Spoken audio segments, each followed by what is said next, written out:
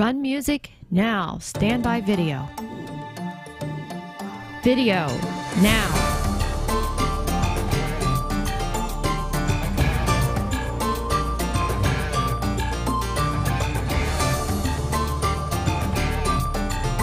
Standby studio.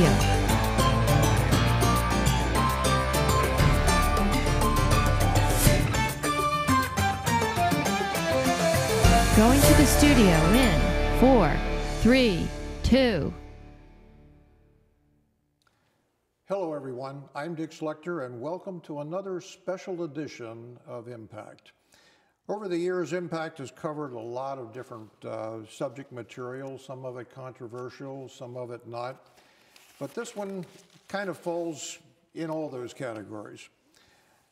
And we'd like to preface this program with this following announcement.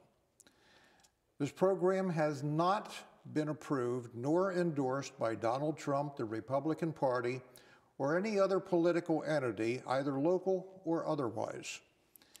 All persons involved, guests, production crew, everyone, are volunteering their time and their talents.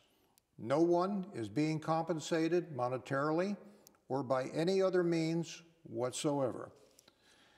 The purpose of this program is to generate thought on the part of the viewers and to promote viewers to go and do their own due diligence to determine the candidate of their choice and to make sure they go out and vote for their candidate. The guests that appear on the program were selected from various different backgrounds and asked to present their opinion as to what issues are important to them and why they would vote for any particular candidate. The opinions expressed are strictly those of the guest and do not necessarily represent the station or its employees, our volunteer crew, other guests, nor myself. If necessary to remain within the time frame of the program, some comments may be edited and or deleted without changing the context or meaning of any statements. If we really have to do that, we will try to make those edits in something that I would say rather than something that a guest would say. So that way we're not going to be changing anything that anybody says to any degree. Our first guest today is a gentleman by the name of Herb Wilson. He's a 20-year resident of Carroll County. And Herb, if you will, tell us a little bit about yourself. What do you like to do and what do you do? Okay, well, thank you first, Dick, for letting me be on the program today. I'm, like you said, a 20-year resident of Carroll County. I work for a defense contractor in Hunt Valley, Maryland, and I write technical manuals for the government. Well, since you're a writer of technical manuals, I'll try to keep my English just as good as I can. Very good. I'd appreciate that. I won't end the sentence with a preposition if I can help it. I would appreciate that. Thank you. I'm married. I have 3 adult children. I'm an avid hunter, sportsman, and fishing, golf, and I just enjoy the freedoms we have to go ahead and have free time with my family. Well, freedom is what it's all about, and between you and I and the rest of the people watching the program, in my opinion, I think we're losing a lot of our freedoms. But back to you. Yes, we are. You're here of your own free will and accord. That's correct. And no one has promised you anything or anything of that nature. Not a thing. So let me ask you, in your opinion, what are the issues that seem to be most important to you out there? God knows we have enough of them to pick from. That is true, and narrowing down to one is difficult, but I have a few. First of all, illegal immigration is just probably the most in forethought for me. Our freedoms are losing. Our Constitution just seems to be trampled on by our government. The Second Amendment right is something that's very near and dear to me. I want to be able to, both of us. I'm an avid hunter also, so I know that feeling. Right. I mean, I want to be able to protect my family, and I can only do that if I have the means by which to do so. Yeah. Another thing is the immigration policy. There's no controls over it, really. They're bringing refugees in all over the country. We have no control of that. The illegal immigration is terrible because they're taking tax dollars that is my tax dollars that could be used for something important to us. People who should be working in this country are not because of illegal immigration. I get a little excited about this because it really is it's a crawl. It gets in my crawl. That's okay. If you get excited on this program, that's allowed. Okay, I appreciate that because it really does get to me. And with all the illegal immigration and even the immigration policies we have in this country, or lack thereof, we have people in this country who are American citizens who don't have those means available to them. You know, the immigrants are getting welfare. We have soldiers on the streets, out of the military, who are out of the military now, who are homeless. And that bothers me when I see that. I served in the military. It was the Maryland Air National Guard. But it bothers me when I see that. I've seen more and more of it out there. Yes. It's terrible. I mean, I served 22 years in the military. I was in 3 different branches. I couldn't make my mind up, but I loved serving for my country. And it makes me so bitter when I see prior veterans, prior military on the streets when they shouldn't be. There shouldn't be one American citizen on the streets. There should be homes available for all of them, but we're throwing our dollars away for illegal immigrants, these refugees coming in. Well, one of the things that bothers me with and I will use the term illegal alien, they're not immigrants, as far as I'm concerned. Again, that's my opinion. I agree. That's a good point. But the problem that I see out there is not just those that want to come here and assimilate into our culture. We've got a whole raft of people coming in that scare the living daylights out of me. And me as well, because they don't want to assimilate. They want to make us assimilate to their ways. And you're taking the words out of my mouth, but at least they're your words. No, I feel exactly that way, and it's really scary when you stop and think about the fact that we do not know who is coming into this country, especially ever since the first 9/11. That should have been a wake-up call. And I'm not too sure how many people were awakened by it. Well, they were awake for a short time, but we just had the 15th anniversary of 9/11, and people don't want to talk about it anymore. The news media wants to keep it away from the people. They don't want us to remember. Well, my comment there is, folks, lest we forget, because that book is not finished yet. No, it's not. Not by any stretch of the imagination.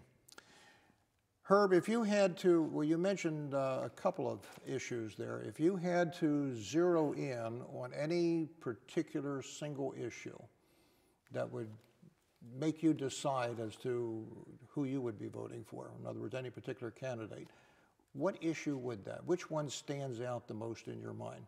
Okay, well, Dick, I think we've talked about my most important right now. That's the illegal alien issue. We have no control over it. And the candidate I want to vote for is going to, I want to believe we'll build that wall, or at least be able to find a way to stop this flow of illegal aliens into this country. Well, realistically, if they simply enforce the laws that already exist, we'd be fine. Right, but they don't want to do that. No, this is not happening out there, and I'm sorry to say, but realistically, the laws are there. All we have to do is follow them. Correct, but even our border agents, they're not able to do what they need to do. Yeah. Their hands are being tied. Now, you see that, and I think many other people that I've talked to that I know have all said pretty much the same thing. I think I guess for a long time we've kind of belonged to the silent majority. But I got the feeling this year the silent majority is not going to be as silent as they used to be. No, we can't. We can no longer be silent. We have to be vocal about this. And we have to do that. Herb, may I ask you, have you made a decision on who you're voting for? Yes, I have, Dick. I made my decision back during the primaries. I'm voting for Donald Trump. He's the only man for the job. Okay, well, I appreciate your being free with that question and that answer. Is there any additional comments that you'd like to make? Well, I know what I've decided. I just hope the rest of America will decide the same way. Okay, well, we're all keeping our fingers crossed. Yes, we are. And I might add, ladies and gentlemen, make sure that you get yourself out there and vote for your candidate. We'll be right back. Okay, we're back here now with our next guest, and this gentleman and I, out of all of our guests, this is the only one I've ever met before today, but I've known John since I was a teenager, and back at that time I was in the old Parkville Squadron Civil Air Patrol, and I had gotten my pilot's license. I was the youngest pilot in the state of Maryland, and John pinned my wings on me. Gentleman is John Schaffner, and John, you've got a tremendous background to talk about, and rather than my talking, I want to turn this over to you because you're good at it. Well, I don't know about that, Dick. I've been around 92 years now and over the road pretty much. Don't know quite what we want to talk about, but I'm sure it's going to be in support of our candidate, Mr. Trump. Well, we will be there. Okay. But first, you were in the Battle of the Bulge, weren't you? Yeah. To give you a little background, I was a draftee at age 18. Went right into the Army, and was in an infantry division. We were involved in the Battle of the Bulge, and at the end of that battle, more than half the division had to be replaced. Don't like to talk about that, but anyway, maybe if you ask me a few questions, I'd be willing. Well, I think what that does is really point out the fact that there's no such thing as a pretty war or an easy war. War is ugly, period. And war, I know I lucked out. My war would have been the Vietnam War, and I lucked out with my unit. We were held back because of racial problems in the Baltimore area at that time. And our sister unit down at the Martin State Airport, they went to Nam. And I lost friends out there, and some that did come back, they were never really the same. It does change your life, and I respect that. John, with the issues that are going on out there today, and God knows there are many of them to talk about, which issues do you find are pretty important to you? Which do you've seen the pendulum swing back and forth a lot of times over your years. What is your opinion of it? Yeah, indeed I have. When I was growing up, there was really only one ethic that I knew, and that was to behave myself, get through school, get a job, make a living, and whatever was in the future I could only dream about. Back then, as a kid, my idol was Charles Lindbergh, and he was a real hero. The idols that young people have nowadays, I can't relate to. Well, we won't go into that. But anyway... what do you think causes that? I see the same thing. Is it because that there's been such a long time between serious battles or wars or what? I don't know. It's an evolution of some kind, and if you read history, you realize that many civilizations back go through these cycles. They become great, and then they diminish and disappear. And right now, currently, it looks like the United States, which was set up as a democracy with people like John Adams and Thomas Jefferson, George Washington, guys who were willing to sacrifice everything they had to get the country on its feet, no longer exist. The people nowadays are, especially our congressmen and senators, maybe not all of them, but most of them are in their positions to get reelected and make a career out of their whatever their responsibilities are. And they pass laws that benefit them and not the whole country. Well, John, let me move on a little bit here because I got to watch my floor director periodically on our time, how we're coming along. John, with the issues that you see out there, which issue do you feel is probably most important to you in terms of determining what candidate you would select? The national debt, almost $20 trillion. And Mr. Trump has demonstrated that he knows how to handle finances. He's probably one of the richest guys in the world. You're kind of saying it's time for a businessman. I think it's time, way over time for a businessman. Exactly right, exactly right. Instead of a politician.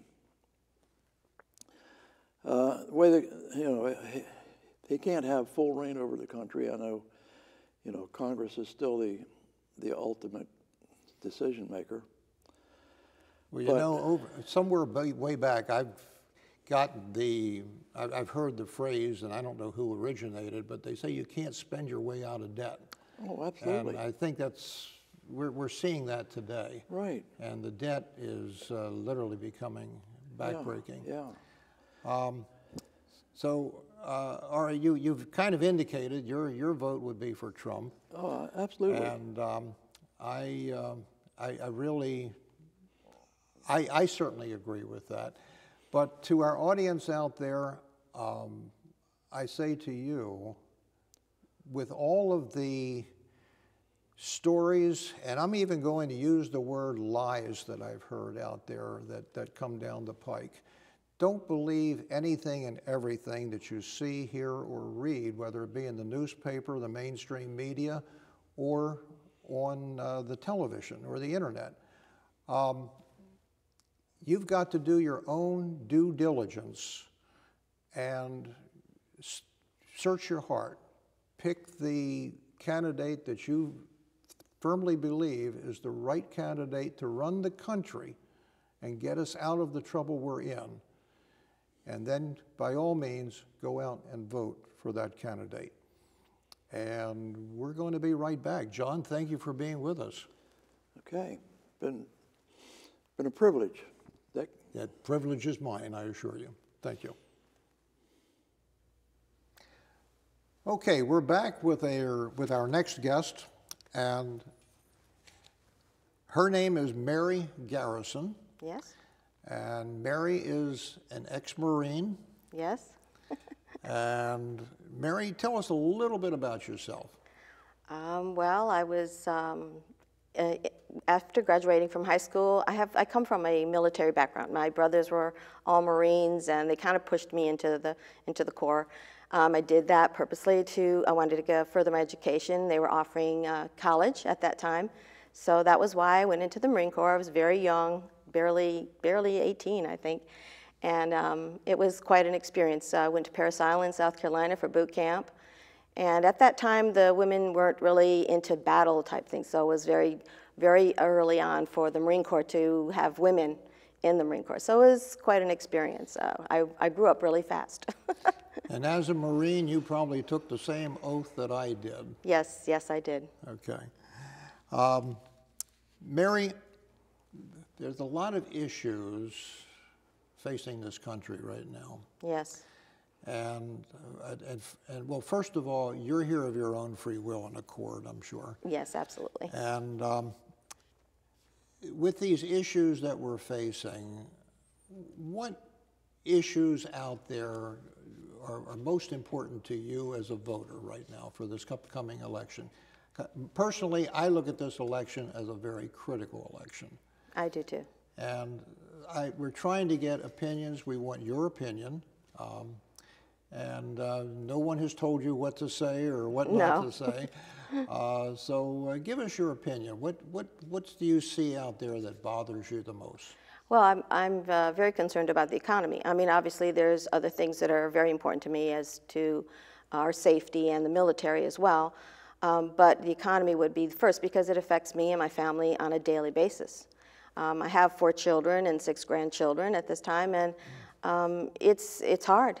I'm out there. I'm a substitute teacher, so I'm out and about, talking to lots of different people, and I see the struggle. I see my children struggling, my grandchildren, and I'm very concerned about where we're going economically. We are not doing well, as we are being told, but I don't feel that way. Now, with what you're saying there regarding the economy and stuff, have you had any direct experience with the Obamacare? Absolutely. These past 2 years, I guess it's been now, Obamacare has truly changed, just personally. I've never seen so many bills come into my home. It's like I can't even keep up with them. It's like everything there's a little bill here and another bill here and another bill there. It's just constant.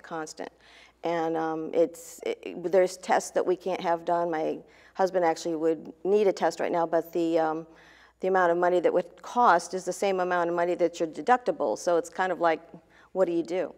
And my husband has a fairly good job, but it's hard. And I see some of my children have not been able to get insurance. I speak to a lot of people just because I am vocal and I am interested in what's going on. And I spoke to recently a hairdresser, and she said, she owns a little company, and she's unable to afford Obamacare, and she tried for Obamacare and was unable to afford it. Now, of the issues that are facing us all out there, if you had to pick, let's say, one particular issue that would cause you to vote one way or another for any individual candidate, which one would it be? Well, I guess it would be the economy. That I am a conservative, so also that has a lot to do with it, how I feel about the state of the world and what's going on. So I believe in a strong military, concerning our safety at this time, but it would probably be the economy. Okay. And let me also ask you, just since you were in the military, just very quickly, what do you think of the immigration issue? Very concerning, very concerning. Like I say, one of the things that's very important to me is our safety. So with the immigration situation and what's been going on, as is easily to see with terrorist attacks and all, I think we need to be very careful. Do you, and again I'm asking you from a military standpoint, do you feel that our country is any safer now than what it was 10 years ago? No, I do not. I mean, I think about things when I go out these days. I kind of, especially having a military background, I look around, I kind of feel where I'm at, what's going on around me, just to kind of be safer, just to kind of keep an eye on what's going on and where I'm at. And yes, it does affect me. No, I think it affects all of us, actually. Absolutely. You mentioned that you're basically conservative. Yes. Can I take the liberty of asking, have you made a decision who you would be voting for? Yes. I'm going to go to a low-structured question. Can you tell us about that decision? If you want me to, sure. I have no problem. I'm voting for Trump. Okay. Well, I'm happy to hear that. There may be some people out there that are not happy. I'm sure there's not, but no. But to those people, we say, go do your own due diligence. Really start looking at what's going on out there. And I've had this conversation with many of my friends, and I tell them, just don't believe any single source, whether it's the mainstream media, your newspaper, magazine, or whatever, the internet. Look at a lot of them. Well, that's what I do. I've done a lot of research, and I listen a lot, and I'm very concerned about the Supreme Court, and that's a huge thing right there. If nothing else, that would be a good reason to vote for Trump. Yeah, that one, it's interesting that you mentioned that because that haven't been mentioned so far today. And that one is a real scary one. It is. Because the Supreme Court, instead of interpreting the Constitution, I get the feeling they're writing it. Yes, I think they've changed and it. that bothers me. Yes. It really does. It does. I've seen that I'm kind of a student of history, and I've seen that happen in other countries. Right. Red China being one of them with Mao Zedong. Right. And we all know how that ended up. Yeah, not good. All the way down that road, the people thought they were going to be better. Yeah. The people nodded their heads up and down. Mary, is there anything you'd like to add very quickly? We have a couple of seconds left here to go. Just that I know a lot of people are concerned about Trump, and that, for any other reason, it would just be, I think the Supreme Court is like a main reason, and to uphold our rights as conservatives, as Christians, I think we should be concerned, and that would be a good reason to vote for Trump. Well, I agree wholeheartedly. I want to take this opportunity to thank you for being here. You're welcome. And one thing I might just add on there, in conversation with friends around, I had one telling me the other day that there could be missiles flying all over the place and everything else. And the president does not have a button to push. Right. That's the bottom line. Right. He has final say. Right. But, I mean, he can call an attack off, but he does not have a button to push. Ladies and gentlemen, we'll be right back in just a little while. In the meantime, please do your own due diligence. Pick the candidate that best suits you, and then be sure and vote for that candidate. We'll be right back. We're back now with our next guest, and his name is Larry Helminiak. Is that correct? Correct. Okay, I wasn't sure if I had the pronunciation right on that. Larry, first of all, welcome to this episode of Impact, and thank you for coming out Happy here to be here. and volunteering your time. If you would, tell us a little bit about your background. I'm now retired. I was the owner of Carroll Installation Company for 47 years, which is a installation subcontracting firm located in Sykesville, and sold out in '04, and then got involved in politics, and I think I'm busier now than I was when I had a job, because once people find out you've been a business owner and you're retiring, they think you have time to serve on boards and committees. I know a that lot of rich feeling people. well. Yeah. The only thing is they think I'm retired, I'm not. So it's a catch-22, I think. Larry, there's a lot of issues out there. I look at this election as a very critical election in our nation's history. There's a lot of things that I see that scare me, that worry me. What I'm interested in is your opinion as to what issues out there do you feel are the big issues? There are 3 or 4 big ones. One is taxes, because Hillary Clinton even talking about 65% tax on estate taxes. But I think everything pales when you think about the Supreme Court. And I think it's the most important issue out there, because the next president, we only have 8 members now. It's a pretty even liberal-conservative split. But before the end of the next president's term, one will be 80, or one will be 82, one 87, and one 90 years old. Kennedy will be 90, Ginsburg 87, and Breyer will be 82. So there's a good chance that not only Could be multiple could be appointments. not only replacing the one that just died, Scalia, but maybe as many as a total of 4. Wow. And that shapes everything. Constitution says what it says until the Supreme Court says, no, it doesn't, it really says this. So the most frightening thing of all is that we get the wrong person in there. Well, my issue with the Supreme Court is instead of interpreting the law, they seem like they've taken a turn and now they're creating the law or Which writing is the law. what they did in Obamacare. They had to call it a tax for it to be constitutional. If you remember, Chief I do. Justice Roberts said it's a tax. And it had a lot of taxes buried into it. Yes, it you did. know. But that's the only way it was found to be constitutional. Yeah. My fear is that if the wrong person gets in, appointing the wrong justices, Second Amendment will be a thing of the past. And once it is, it's never going to come back. Just like in Australia, it's let's register guns just so we know where they are. And 2 years later, they confiscated everyone. Well, you're speaking to a very strong advocate of the Second Amendment. I enjoy shooting trap, I enjoy hunting, and I enjoy the right to carry a gun for self-defense if I wanted to.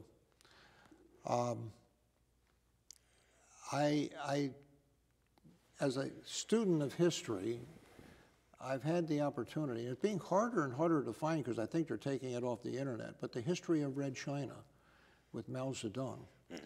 Once they disarmed the people, that's when he really had the control that he wanted.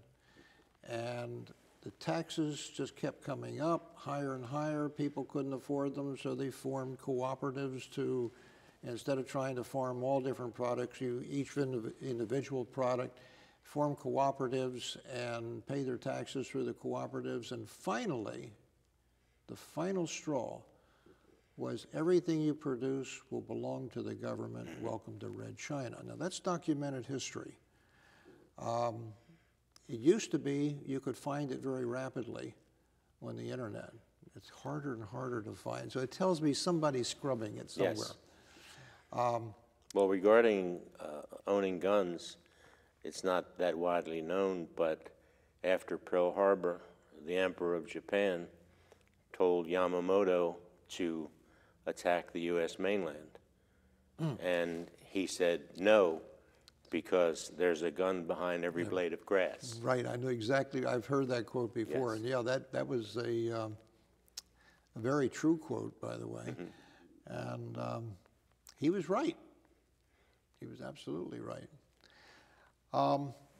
If you had to pick the single most, and I think you may have already touched on this, if you had to look at all the different issues and say what single issue out there is the one that would make my decision one way or another as to who I would vote for, what would that be? It sort of goes along with why Trump is so popular. Trump isn't popular because of who he is, but who he is not. He is not an incumbent. And probably the best Wall Street editorial I ever read was Peggy Noonan in January of 2012. She said, when you talk about the Democrats and Republicans, picture a yardstick when they negotiate. Democrats start at 36. Republicans, wanting to appear reasonable, start at 18. And then they negotiate to 27 and wonder why things move to the left. Trump is a professional negotiator. When he negotiates, he starts at 0. Doesn't mean that he's inflexible and he's not going to bend. You're in the construction business, that's what you do, is bend. But you go in looking for your best shot. So he's one that would start at 0 and then maybe work to 18. But the reason he's popular, in 2008, James Carville said the Republicans will be in the wilderness for the next 30 years. Then came June 9th, 2009, Washington, D.C. 1 million people showed up. I was there, and that was pretty much the beginning of the Tea Party. And John Boehner said, If we could only have back the House, then we could stop the flow of money to the White House. So we gave them the House, and they didn't stop the flow of money. He said, if it wasn't for that damn Harry Reid in the Senate stopping everything, we could actually accomplish our goals. So we gave the Republicans the Senate. And when they had the Senate, the excuse is, well, we can't do anything to stop the flow of money or we'll be blamed for a government shutdown. So the people are up to here with the excuses. They gave them the power, but they didn't use the power. I think Trump would use the power. Well, I think you're right, and first of all, I want to thank you for being here. We're running short on our time a little bit. We have just a few seconds left. I'm going to ask you the big question. Do you have any? I think I know the answer already, but can you tell us who you're voting for? Going to vote for Trump. And I think that's a good choice. Ladies and gentlemen, we're going to take a break here and get ready for our next guest. And in the meantime, do your own due diligence and pick your own candidate, and then be sure you vote. We'll be right back. Okay, we're back again, and we have another guest with us. His name is Doug Mathias, a good old Carroll County name, yes, it to is. say the Thank least. You. And Doug, if you would, first of all, welcome to this episode of Impact. Thank you for coming. Thank you very much. And secondly, tell us a little bit about your background. Well, I've grown up in Carroll County, and my family has one of the most well-known businesses and one of the oldest in the county, Mathias Monuments. And it's right on Main Street in Westminster, and I've lived there just about my entire life on Main Street. I was going to ask you that question before, and I completely forgot about it. But and my grandfather was the longest running mayor in the city of Westminster along the way, so we've always been involved with the community. Now, are you still involved in the business, or are you retired? No, I'm retired. I've also done other things besides the business, but I was in the business as a younger man, working with my father and my uncles. Okay. All right. Doug, you know why we got you here. We're going to talk about the upcoming elections and those things that would be concerning to any of us as voters out there. These are strictly your opinions, and what, in your opinion, there's a lot of issues that I've heard talked on the mainstream media and everything else, the internet. What issues do you feel are really the important issues out there? Well, the issues basically to, especially people who live in an area like this. We live between major cities. We're 30 miles outside Baltimore. But the economy is always an overriding issue here.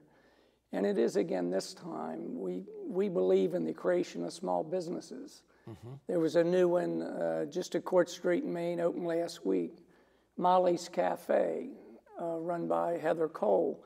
And it's very important that we continue to grow businesses. She replaced a restaurant that had been there for over 25 years. We know in our communities we have to have growth continue on a constant basis, and we need people to step up. Right. There's no such thing as standing still. No, and provide that opportunity to provide service. One of our first customers was an attorney who's in our area, Jessica Murray, and she's trying to bring a national organization in to do pro bono law work for first providers, people who provide our services, the fire and police protection. Things like that make our community stronger, and they're the things that we look for. And so these actions are very, very helpful to people who live in, say, a Carroll County with about 80,000 people live here. They provide actual things that people believe in. And if we can make those services available, we'll be stronger for it. There are other issues, too, I hear a lot about, and they're the ones, security. First is economy, and then security. We want to be better protected. And as you look at the conversations from Washington, they don't seem to be, interested in those the same way the local voters are. They seem to take a different tack. My personal feeling, and you can touch on this if you Sure. From a security standpoint, I think we're less secure now than we were 10 years ago. Well, that's what most people feel, and they expected the government to protect them. And there's a great feeling now that that hasn't taken place. They haven't done the work that the voters and the citizens in the country actually thought they were doing. So you're very surprised now to find out that there are, tremendous gaps. Yeah, many times I get the feeling like they don't want to protect us. Well, I'm hoping they still want to protect us, but we may have to change the national conversation. And this is a national election, which will take us in a different direction. And it's pretty clear that there are two dominant sides to it, and you can easily choose one over the other. And I think that's what we're seeing. How about the issue of illegal immigration? Well, that kind of goes on the security side rather than the economic one. And I think that's the one that's really driving a lot of people in this area. When you ask them what's their greatest fear, they said protecting themselves and their families in the future. And so that is eminently important. And Donald Trump has spent considerable times talking about the vetting process. And everyone in Washington, from the Department of Defense through Homeland Security, which are both our leading federal agencies for securing America, are saying we have no good way to do it. We can't actually have a system that vets right now. And he said, well, let's slow down and get one. And people think that's wrong. I think that's right. Well, I think it makes good common sense because we got people coming in. We have no idea who they are or why they want to be here. And our major security parts of our federal government are telling us they can't vet properly. That's exactly right. And if they're telling us that, we have to really listen because we're following the national conversation. Yeah. And if we don't agree with it, we're going to have to fix it somehow. Well, somewhere along the line, it's got to get fixed. Doug, let me ask you this question. Sure. If there was one particular issue out there that in your mind would cause you to vote one way or another, which issue would that be? Well, I think that would be the future of America. Which path you see that will lead you to a stronger future? And the path that I see in my past, I've worked for both houses of Congress. So I've gone from small family business in a community like Westminster to working for both houses of Congress with members of Congress. And it's very important for me to see over a period of years that we have a direction that we feel very proud to be on. And based from my own experience, I think we need to make the change this time.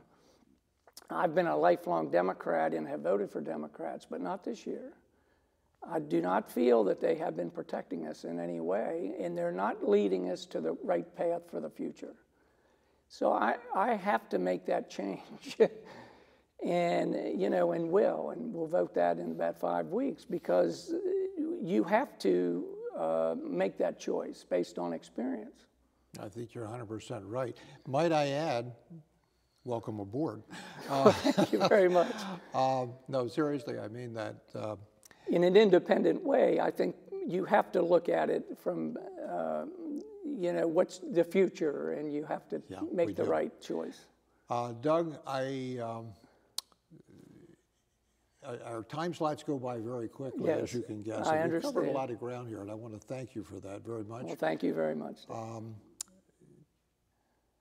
The issues that we've talked about, I think, are issues I'm hearing everyone talk about. Well, they are. And, people are discussing them now. Something has to be done with it. Right. And to our audience out there, as I've said with each individual we've talked to today, be sure, do your due diligence, and go out and vote. All right, we're back once again, and we have another guest with us, Mr. Jim Reeder. And Jim, I think, is pretty well known around the county for one reason or another. I'm not sure, but I'm told he is. Jim, can you tell us a little bit about yourself? Yes, I was born in Glendon, and I came to Carroll County in 1987. I was comptroller of the school board. I was a certified public accountant. I graduated from Western Maryland, which is now called McDaniel. Mm-hmm. And are you still working professionally? Or? No, I'm not. I just retired this year from my own CPA practice. I'll eat my heart out for that one. How's that sound? I'd love to retire, but I'm not quite there yet. Jim, there's been a lot of issues, and anyone that's followed the campaigns of all sides in this presidential election, there's been a lot of issues. Some depending upon what news source you look at or whatever, some of it just flat out lies or erroneous material. What, in your opinion, and this is what we're after, is your opinion, what is your opinion as to what issues are really shaping up this election? Well, I think the economy, immigration, the safety of the country, to make sure that people and their families are safe. Okay, well, those are all three good issues. Now, if I were to say, out of the issues you mentioned, is there a single issue that you would look at and say, this is the one that would determine which way I vote? Yes, there is, yes. And that would be immigration. The immigration, okay. Yeah. And you want to tell me about that, why? Well, I think immigration is important for many reasons. The first is that, of course, having all these people come into this country, and they flood the labor markets, and our own citizens can't get jobs because those people take the jobs. Also, these immigrants get the benefits and cost us, actually in the paper yesterday it said $296 billion last year for the benefits that the immigrants received. Also food stamps, and those are the main reasons that I think immigration is the greatest issue. Right along the same lines with the immigration, you had also mentioned security of the country. And one of my concerns with the immigration is that I don't think that's doing anything for us for security. My feeling is we don't know who's crossing the border. Well, that's true, and we have no way to vet them. So that's why we should not let them in this country. And in the case of the people from Iraq and Syria, we should create safety zones over there and support the people over there in their own countries, because that's really where they want to be. And then when the war's over, then they can go back to their homes. That certainly makes a lot of sense. More sense than anything I've seen happening out there so far. Well, not yet. It's been suggested, but it hasn't been happening.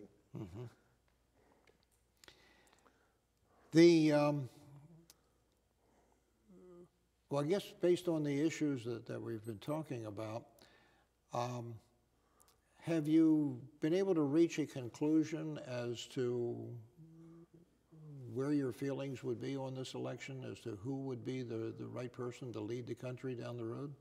Oh, yes, I have. I've been with Donald Trump from the very beginning, because of this immigration issue. And his stand on that was such an important issue for him, as it is for me. And with Donald Trump's stand on the immigration, he talked about building the wall and everything. Do you feel that we need a wall out there, or can it be done otherwise? Well, I wish it could be done otherwise, but no one's come up with another valid idea, so it looks like we'll have to build the wall. But that's only part of the problem, because a large number of these people come in on visas and don't go home when they're supposed to, and we have no way to track them. So that's another part of the problem.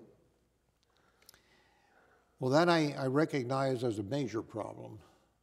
And when you have people crossing the border and you have no idea what their intentions are, and they certainly don't appear to be assimilating into our culture, they want us to assimilate into their culture, that bothers me. It scares the living daylights out of me.